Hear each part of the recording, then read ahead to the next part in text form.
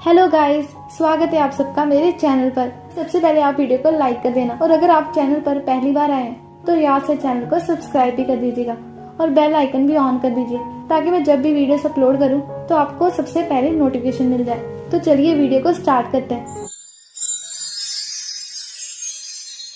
तो अब तक हमने देखा कि फाको कंपनी का एक एम्प्लॉय इल्जू ली ह्यून को डेड बॉडीज के बारे में बताता है जिन्हें वो बॉक्सेस में ट्रांसपोर्ट करता था और इल्जू को बस उस पर्सन की आवाज की पहचान थी जिसने उसे डेड बॉडीज को ट्रांसपोर्ट करने का काम दिया था। इल्जू पुलिस स्टेशन में लॉयर जंग की आवाज सुनकर शॉक हो जाता है, जैसे उसने ये आवाज पहले भी सुनी हो।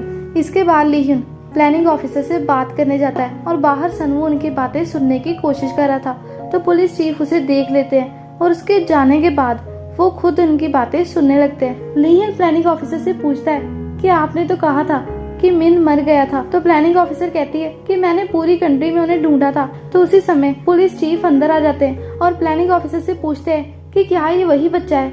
ली ह्यून कहता है कि हाँ, मैं वही बच्चा हूँ। तो वो ली ह्यून को बताते हैं कि प्लानिंग ऑफिसर ने मिन और ली जंग को ढूंढा था पर वो दोनों नहीं मिले और तभी हम इस नतीजे पर पहुंचे थे कि वो दोनों मर चुके हैं। ली ह्यून को इस बात पर यकीन ही था।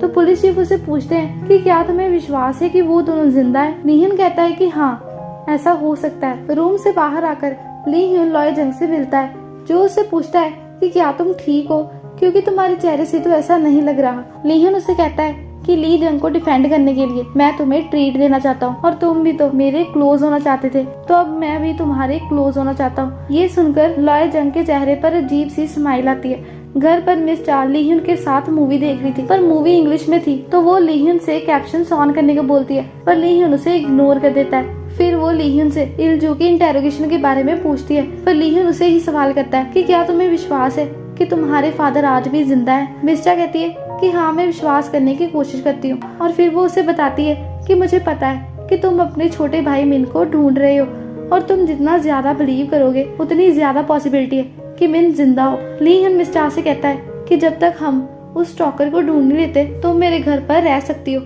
नेक्स्ट मॉर्निंग एक लेडी जॉगिंग कर रही थी और उसे ऐसा लगता है कि जैसे कोई उसका पीछा कर रहा हो और वो एक आदमी को देखकर डर जाती है पर ये जूनहो था जिसके पीछे ली ह्यून होता है और ये दोनों बस एक साथ जॉगिंग कर रहे थे। जूनो कहता है कि आज के वेदर को देखकर मुझे ऐसा लग रहा है कि जैसे आज मेरे पास बहुत सारी डेड बॉडीज आएंगी और मैं सारा दिन बहुत ही बिजी रहूंगा। दूसरी तरफ जॉगिंग वाली लेडी को दोबारा से लगता है कि जैसे उसके पीछे कोई है और सच में कोई पर्सन उसे स्टॉक कर रहा था। और इसके बाद हम ब्रिज के नीचे एक डेड बॉडी को देखते हैं। ली ह्यून घर पर नहीं था तो मिस चाओस की बुक शेल्फ देखने लगती है और उसे ली ह्यून के बचपन की ड्राइंग्स मिलती है तो वो डबल आई सिग्नेचर को पहचान लेती है जो बॉम्बे क्राइम सीन वाली पेंटिंग पर था। ली ह्यून की आवाज सुनकर वो जल्दी से स्केच बुक को वापस रख देती है और स्ट्रेचिंग करने की एक्टिंग करने लगती है। दूसरी तरफ लॉयर जंग इल्जू से पूछता है कि तुमने मेरी परमिशन के बिना बॉक्सेस क्यों खोले।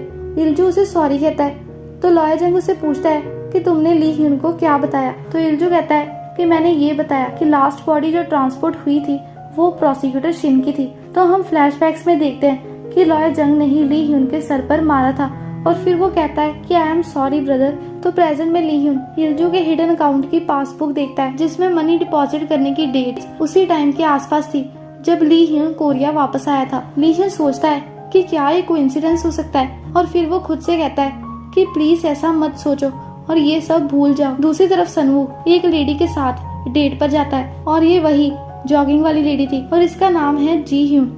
जी ह्यून सनवू से पूछती है कि एक स्टॉकर से कैसे बचा जा सकता है क्योंकि मुझे ऐसा लगता है जैसे कोई मुझे छुपकर देखता रहता है। सनवू से कहता है कि मैं तुम्हें प्रोटेक्ट करूंगा और वही ली ह्यून का आर्ट डायरेक्टर फ्रेंड भी होता है जो सनवू को पहचान लेता है और सोचता है कि शायद यही किलर है। सनवू को आर्ट डायरेक्टर अजीब सा लगता है क्योंकि वो सनवू को घूरी जा रहा था। सनवू से पूछता है कि मुझे अपना क्रिमिनल रिकॉर्ड दिखाओ तो आर्ट डायरेक्टर उसे अपनी आईडी दिखाता है जिससे सनवू को पता चलता है कि ये कोई क्रिमिनल नहीं है।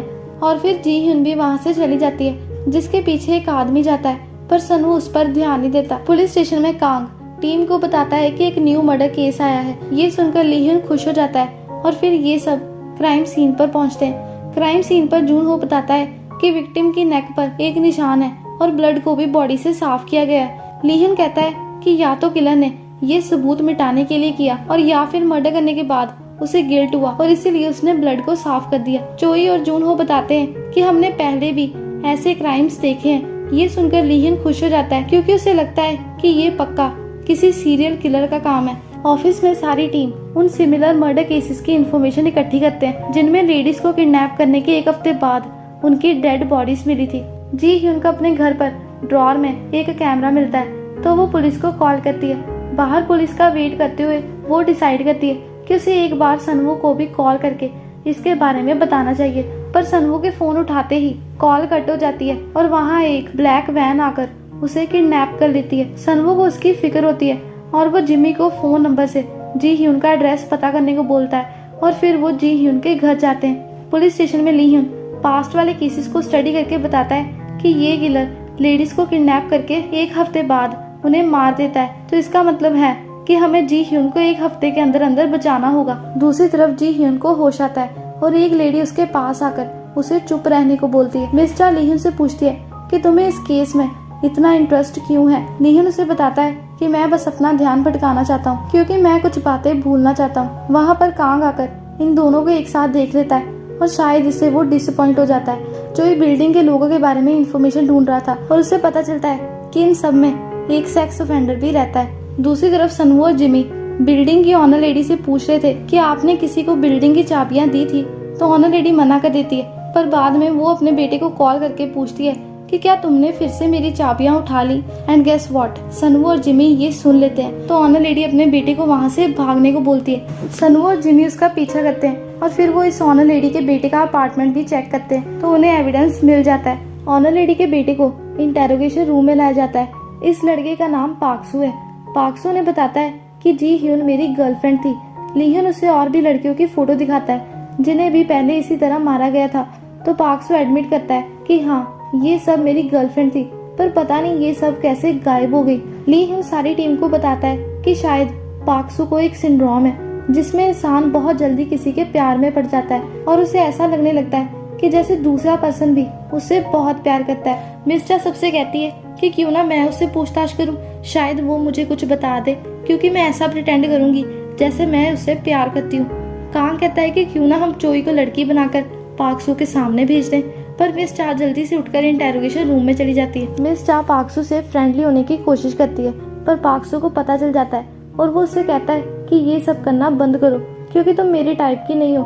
पर मिस चा फिर भी उसका हाथ पकड़ लेती है और उससे हेल्प मांगती है क्योंकि उसकी गर्लफ्रेंड की लाइफ खतरे में थी। तो पाक्सू भी उसका हाथ पकड़ लेता है और कहता है कि तुम मेरे टाइप की ही हो। मिस चा उससे पूछती है कि जी ह्यून कहाँ है। पाक्सू से बताता है कि मैं जब भी लोगों के सामने अपनी गर्लफ्रेंड्स के बारे में शो ऑफ करता था तो एक आदमी ब्लैक वैन में आकर मेरी गर्लफ्रेंड्स को अपने साथ ले जाता था और इस आदमी की वैन पर एक स्टार भी बना होता है।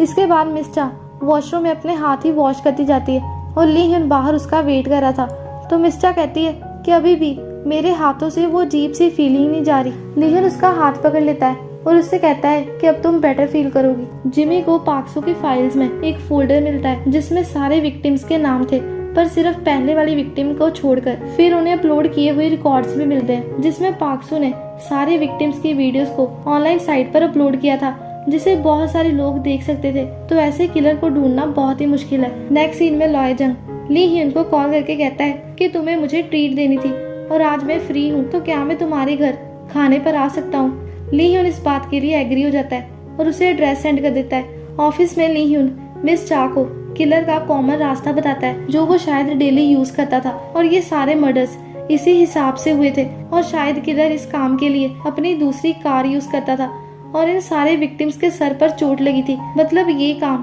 किसी ऐसे पर्सन का है जो कॉन्फिडेंट नहीं है, क्योंकि यांग जैसा रिच पर्सन कभी भी ऐसा मेथड यूज नहीं करता। इसके बाद ली ह्यून वहाँ से चला जाता है क्योंकि उसे घर जाकर खाना बनाना था और लॉय जंग उसके घर आने वाला था। ऑफिस में मिस चा कांग को बताती है कि अब तक हमें यही पता चला है कि शायद फर्स्ट विक्टिम कांगजू के बॉयफ्रेंड का इससे कुछ लेना देना है।